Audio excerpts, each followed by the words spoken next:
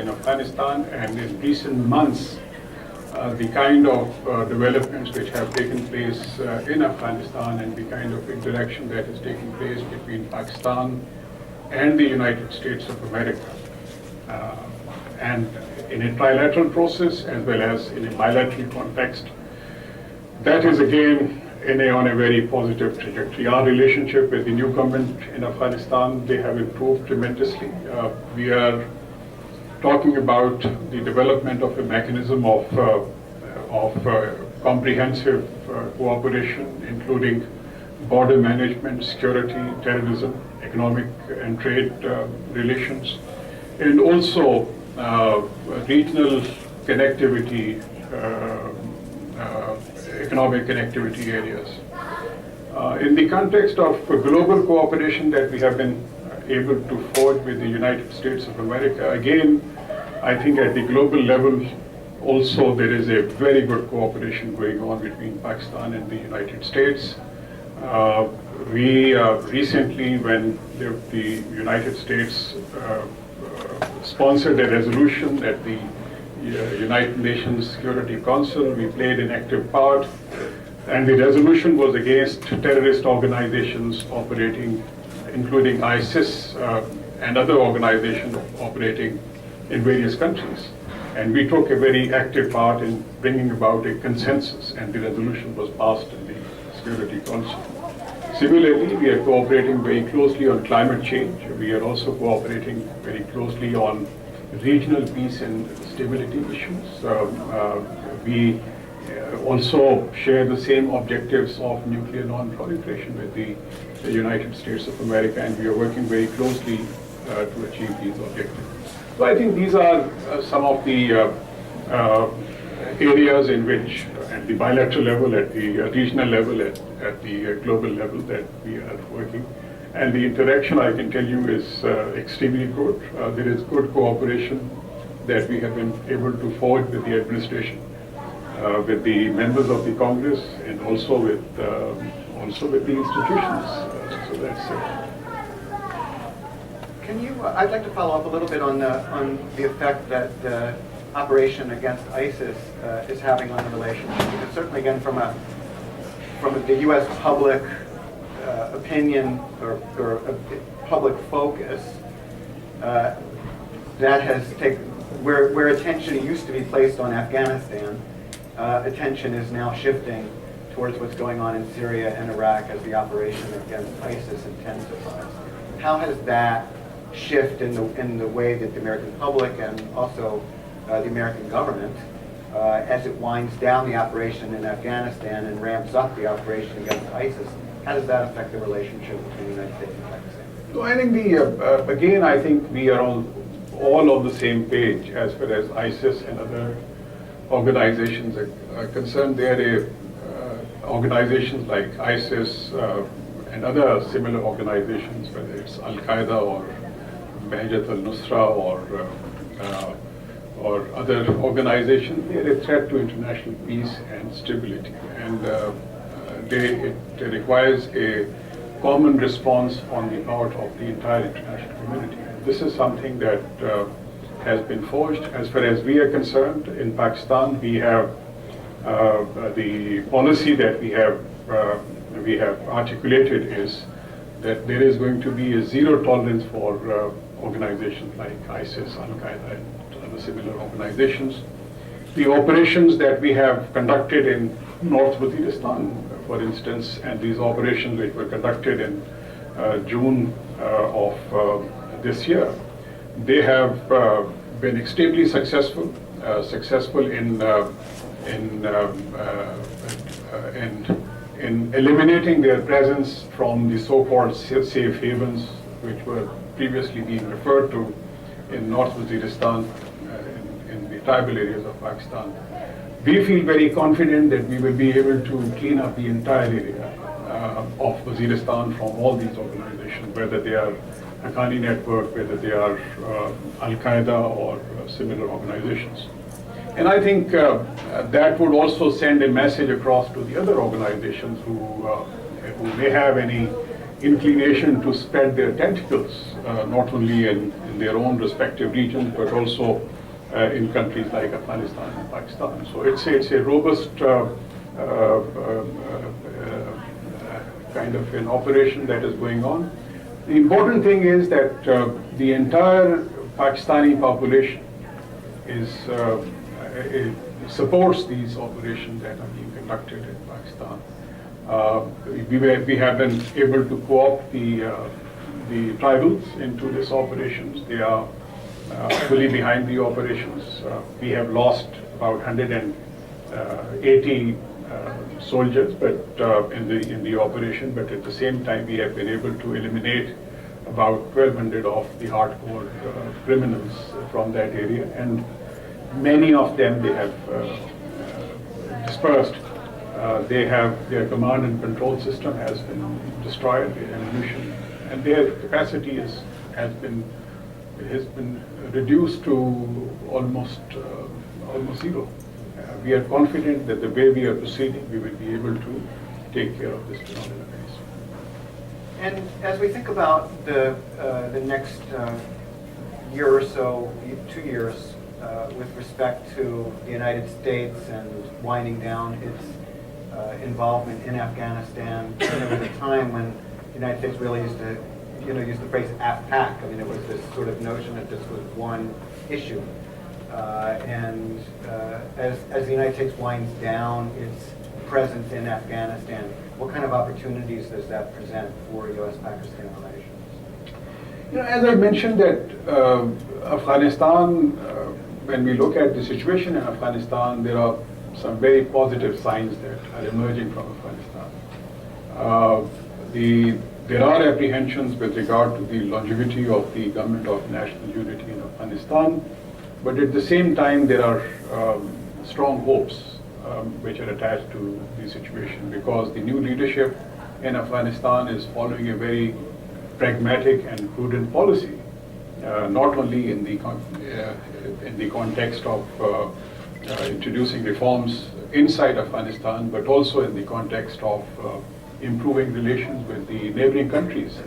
And with Pakistan, I think ever since the new government has been formed, there is a sea change in this relationship. Our president, he participated in the inauguration ceremony of President Ashraf Ghani, and also the army chief, he visited Afghanistan, and similarly President Ashraf Ghani, he visited Pakistan recently, and what we have been able to develop is a comprehensive mechanism of a short-term, medium-term, and long-term interaction with Afghanistan. They are happy with the steps that we have taken in order to ensure safety and security of the border, but we need to develop a mechanism of effective border management between Afghanistan and Pakistan.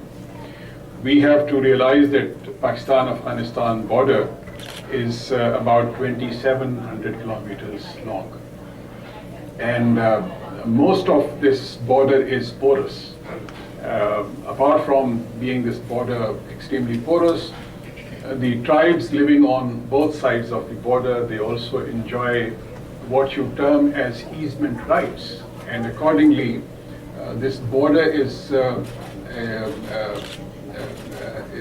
crossed by almost 60 to 70,000 people every day, so which is a huge number. Many of these Afghans, they travel in the morning to areas to Pakistan to look for jobs on a daily wages basis, and in the evening or next day they go back to their respective villages. So this is the kind of border that we are talking about. But at the same time, I think we need to put in place a mechanism of effective border control so as to regulate the movement of these people, whereby legitimate economic workers who come to Pakistan to seek employment, they should be allowed to come without any difficulty. But at the same time, those who in the guise of traders or but otherwise they belong to some extremist groups, their movement should be checked. Similarly, we have we have agreed to enhance our security cooperation. We have agreed to enhance our intelligence cooperation. We have our trade with Afghanistan is about $3 billion. So we plan to increase that. So I think the future looks very good. Future looks very good because the US, Pakistan, Afghanistan, three countries are coordinating our policies very, very closely. And I think the important thing is that that we need to remain engaged with Afghanistan. Afghanistan is passing through a phase whereby they would require help and assistance by the international community, mainly from the United States of America. As far as we are concerned, we will be happy to extend any help to the people of Afghanistan to stand on their feet. And then before I open it up, I wanted to ask you about the private sector in the United States and private investment in Pakistan. Any ambassador spends some amount of time engaging, in this case in the United States, with the private sector and trying to foster relationships between the private sector here and creation of investment opportunities in Pakistan. Where are the major avenues for opportunities there with respect to private sector investment, the expansion of trade between the two countries, and what are some of the biggest challenges that you face there? You know, if you ask me what are the major responsibilities that I have to perform as ambassador of Pakistan, obviously trade promotion between our two countries, developing good economic relations between Pakistan and the US, that remains a priority area for us. So accordingly, a lot of my time is spent in talking to various business houses, talking to chambers of commerce and industry. We have developed a very good partnership with the USTR, US Trade Representative, with the Department of Commerce, with the Department of Energy, because some very good cooperation is going on in this area. So what we are trying to do is to, first of all, convince the American business community to invest in Pakistan, because there are enormous investment opportunities that are available to the investors in oil and gas, in mining, in food industry, in textile, in auto industry, because we have a very strong base in all these areas that I'm talking about. What we are trying to